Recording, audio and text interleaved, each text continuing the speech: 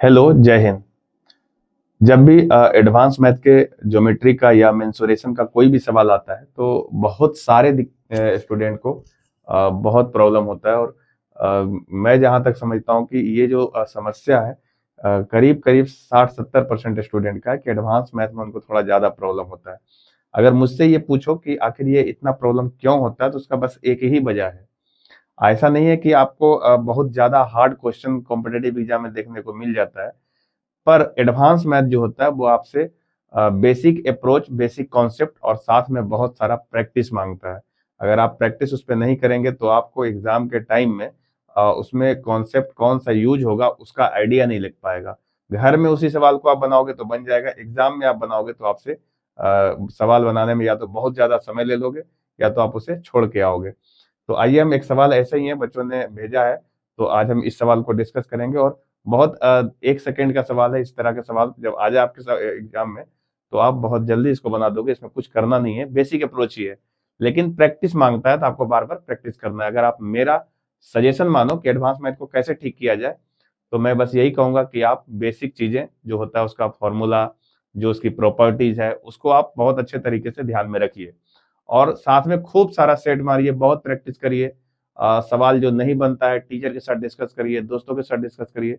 और ये सिलसिला अगर आप जारी रखेंगे तो आपका एडवांस मैथ बहुत अच्छा हो जाएगा। आइए हम इस सवाल को डिस्कस करते हैं। देखिए सवाल में क्या कह रहा है। तो सवाल आपके सामने है, देखिए क्या बोल रहा है। आप एक बार सवाल को सही तरीके से पढ़ लीजिए, पहले पढ़ना ज्यादा जरूरी है कि क्या क्या सवाल में दिया हुआ है। तो सवाल कह रहा है कि एक अर्धवृत्त का व्यास ए बी है, ए बी रेखा पर एक बिंदु सी है जहां ए सी जो है 6 सेंटीमीटर, अर्धवृत्त पर एक बिंदु डी इस प्रकार है कि सी डी ए बी पर लंब है और सी डी बराबर 9 सेंटीमीटर है। तो बोला है कि अर्धवृत्त का व्यास क्या होगा। तो सबसे पहली बात यह है कि आपसे ये कहा गया कि एक अर्धवृत्त है, तो पहले आप एक अर्धवृत्त लेंगे कुछ इस तरीके से। जैसे देखिए इस तरीके से एक अर्धवृत्त है। अर्धवृत्त का मतलब आप समझ रहे हैं आधा वृत्त है। तो अर्धवृत्त है तो यहाँ पे कहीं पे केंद्र भी होगा, तो हम इस केंद्र को बोल देते हैं ओ, यहाँ पे केंद्र है। और इस अर्धवृत्त का जो व्यास है वो ए बी है, यहाँ पे लिख रखा है, तो आप इसके व्यास को ए बी कहिए। ये इसका व्यास है, इस व्यास का नाम है ए बी। जो कुछ सवाल में कह रहा है उसके अकॉर्डिंग हम कर रहे हैं। और फिर कहा है कि ए सी जो है, ए सी बराबर 6 है। अच्छा, सी कहाँ से आया? तो सी जो है ए बी पर एक बिंदु है, तो हम कहीं पे भी सी ले सकते हैं। जैसे हम मान लेते हैं कि इस बिंदु यहाँ पे जो है आपका एक बिंदु सी है, इस तरीके से आप मान सकते हो, है ना। अब यहाँ पे एक बिंदु सी है और ये जो AC का वैल्यू है वो 6 है, तो यहां से लेकर के यहाँ तक का जो ये दूरी दिख रहा है ये आपका 6 सेंटीमीटर है, जैसा कि सवाल में दिया हुआ है। अब यहां से कहा है कि अर्धवृत्त पर एक बिंदु D इस प्रकार है, तो ये अर्धवृत्त है ना, तो ये अर्धवृत्त का जो परिधि है इस पे एक बिंदु D इस प्रकार से है कि CD जो है AB पर लंब है। तो D हम यहाँ पे इसके जस्ट सामने ले लेंगे ताकि ये यहाँ से CD जो है AB पर इस तरीके से लंब हो जाए, क्योंकि सवाल ने ऐसा कहा कि डी इस प्रकार से है कि जो हमारा सी डी है वो ए बी पर लंब है, इस तरीके से कहा था, तो ऐसे आपको लेना होगा। अब इसके बाद कंस्ट्रक्शन में और कुछ बचा नहीं है। अब इसे हम थोड़ा सा यहाँ से देखिए मिला देते हैं, इस तरीके से डी और ओ को मिला देते हैं, मिला सकते हैं। और मिलाने के बाद आप देखेंगे कि जो ये बिंदु है ओ और डी, इसको मिलाने वाली जो रेखा है ये आपका वृत्त की त्रिज्या है, तो हम इस त्रिज्या को आर कह सकते हैं, ठीक है। और यहां से भी अगर आप देखेंगे तो ये ओ बी भी आर है क्योंकि ये भी वृत्त की त्रिज्या है। और इधर देखेंगे ओ ए, तो ये भी आर है क्योंकि ये भी वृत्त की त्रिज्या है। व्यास की लंबाई पूछा है तो 2r आपको निकालना पड़ेगा तभी व्यास निकलेगा, है ना। यानी आपको 2r का वैल्यू निकालना है तो आपका व्यास निकल जाएगा, क्योंकि आपसे बोला है कि अर्धवृत्त का व्यास क्या होगा। तो ये मोटा मोटी बात था जो आपके सवाल में दिया हुआ है। अब यहां से देखिए, अगर हम इस डिस्टेंस की बात करें, यहाँ पे जो ये डिस्टेंस दिख रहा है ये देखिए, अगर हम इस दूरी की बात करें तो यहां से लेकर के O और A, ये जो पूरा दूरी है ये वाला दूरी, ये तो आपका एक त्रिज्या है R है ना।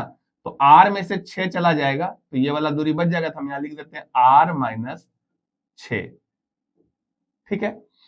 अब एक बात बताइए, जब वो परपेंडिकुलर बोला हुआ था कि CD जो है वो आपका AB पर लंब है, तो इसका मतलब ये हुआ कि यहाँ पे जो ये त्रिभुज का निर्माण हो रहा है, अब ध्यान से देखिए, ये जो त्रिभुज है ये त्रिभुज एक समकोण त्रिभुज है, और समकोण त्रिभुज में 90 के सामने जो होते हैं कर्ण होते हैं, तो यहाँ पे ये जो R है वो कर्ण का काम करेगा। तो हम लिख सकते हैं कि जो कर्ण का स्क्वायर होता है वो लंब का स्क्वायर और आधार के स्क्वायर के योग के बराबर होता है। अब बोलिए ये कौन सा कॉन्सेप्ट है, ये बच्चों वाला कॉन्सेप्ट है या नहीं, ये बहुत पहले पढ़ चुके हैं। यहाँ पे कर्ण आर है तो हम लिख सकते हैं आर का स्क्वायर बराबर, यहाँ पे लंब कितना है, तो ये जो लंब है सी डी, वो सवाल में दे रखा है कि सी डी की लंबाई कितनी है, तो देखिए सी डी की लंबाई 9 है, तो हम यहाँ पे लिख देंगे 9 का स्क्वायर प्लस आधार का स्क्वायर, तो आधार है आर माइनस 6 का स्क्वायर, आर माइनस 6 का स्क्वायर। बस इसको सॉल्व करना है और इससे आपका आर का वैल्यू आ जाएगा, तो आपका व्यास भी आ जाएगा।